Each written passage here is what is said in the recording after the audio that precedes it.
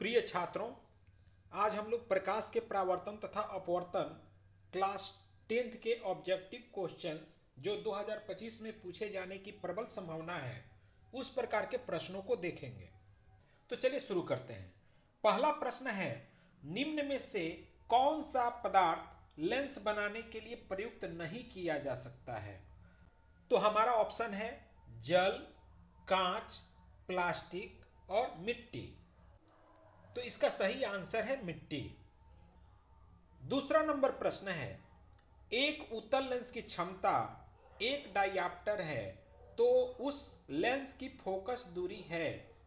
यह 2018 में पूछा गया प्रश्न है। इसका सही आंसर होगा +100 cm।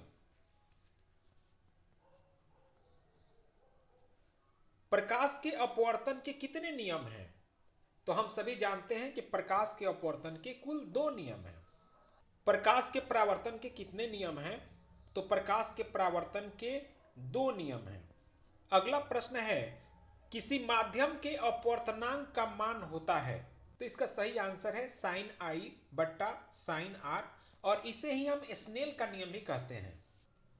एक उत्तल लेंस होता है, ऑप्शन है हमारे पास सभी जगह से समान मोटाई का, बीच की अपेक्षा किनारों का मोटा, किनारों की अपेक्षा बीच में मोटा। तो इसका राइट आंसर है किनारों की अपेक्षा बीच में मोटा। अगला प्रश्न, सोलर कुकर में प्रयोग किया जाता है, यानी सोलर कुकर में हम कौन सा दर्पण प्रयोग करते हैं? तो सोलर कुकर में हम अवतल दर्पण प्रयोग करते हैं। क्वेश्चन नंबर 8, पानी में डूबे एक उत्तल लेंस की फोकस दूरी हवा में इसकी फोकस दूरी की अपेक्षा अधिक होती है, कम होती है, अपरिवर्तित रहती है, इनमें से कोई नहीं। तो इसका राइट आंसर होगा कम होती है। क्वेश्चन नंबर 9, किसी शब्दकोश में पाए गए छोटे अक्षरों को पढ़ते समय आप निम्न में से कौन सा लेंस पसंद करेंगे? तो इसके लिए सही आंसर है सी, यानी 5 सेमी फोकस दूरी का उत्तल लेंस। अगला प्रश्न, प्रकाश तरंग का उदाहरण है ध्वनि तरंग, विद्युत चुंबकीय तरंग, पराबैंगनी तरंग, इनमें से कोई नहीं। तो इसका राइट आंसर है विद्युत चुंबकीय तरंग। दंत विशेषज्ञ किस दर्पण का उपयोग मरीजों के दांतों का बड़ा प्रतिबिंब देखने के लिए करता है? तो इसका सही आंसर है अवतल दर्पण। अगला प्रश्न है, कौन सा लेंस अपसारी लेंस भी कहलाता है? तो इसका सही आंसर है अवतल लेंस। एक प्रयोग में अवतल दर्पण द्वारा किसी बिंब का प्रतिबिंब एक पर्दे पर प्राप्त किया जाता है। दर्पण की फोकस दूरी को निर्धारित करने के लिए प्रयोगकर्ता को मापने की जरूरत है। क्या मापने की जरूरत है? तो इसका सही आंसर है ए और बी दोनों, अर्थात दर्पण तथा पर्दे के बीच की दूरी को तथा दर्पण तथा बिंब के बीच की दूरी को।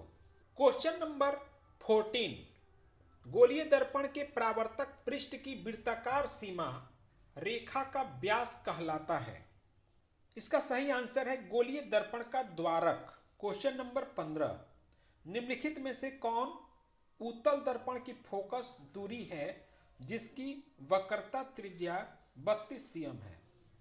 तो आप जान लें, उत्तल दर्पण की फोकस दूरी धनात्मक होता है और वक्रता त्रिज्या फोकस दूरी की दुगुनी होती है। यदि वक्रता त्रिज्या 32 cm है तो फोकस दूरी +16 cm होगा। किसी लेंस द्वारा उत्पन्न आवर्धन का SI मात्रक क्या है? यह प्रश्न 2019 और 2021 में पूछा गया है। तो आप जान लें कि आवर्धन का कोई मात्रक नहीं होता है, इसीलिए यह मात्रक विहीन है। टार्च एवं वाहनों के अग्रदीपों में किस दर्पण का प्रयोग किया जाता है? ऑप्शन है अवतल दर्पण, उत्तल दर्पण, समतल दर्पण और इनमें से सभी। तो इसका राइट आंसर है अवतल दर्पण। क्वेश्चन नंबर 18, वाहनों के साइड मिरर यानी पीछे देखने के दर्पण में किस दर्पण का प्रयोग किया जाता है? ऑप्शन है अवतल दर्पण, समतल दर्पण, उत्तल दर्पण, यानी इसका राइट आंसर है उत्तल दर्पण, क्योंकि उत्तल दर्पण में हर एक परिस्थिति में सीधा प्रतिबिंब बनता है, यानी सीधा और वस्तु से छोटा प्रतिबिंब बनता है। लेंस में कितने फोकस होते हैं? तो सही आंसर है 2। क्वेश्चन नंबर 20, लेंस के क्षमता का एसआई मात्रक होता है? तो राइट आंसर है डाईऑप्टर। इस तरह हमारे 20 प्रश्न पूरे हुए। यदि यह वीडियो आपको अच्छी लगी तो आप हमारे चैनल को सब्सक्राइब, लाइक करिए। पूरी वीडियो देखने के लिए आपको धन्यवाद।